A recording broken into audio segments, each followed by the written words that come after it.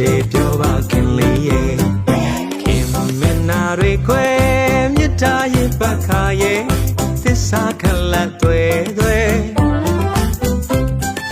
ချင်နာတာတွေခွဲမြတ်တာရဲ့ပတ်ခါရဲ့သစ္စာခလတ်တွေပြောပြခဲ့လို့ယုံယုံကြည်ကြည်ချစ်စေတဲ့မောင်ကိုချစ်ရင်ပြောပါလားကွယ် မလိန်ပွေလိန်ရှုပ်တယ်လူ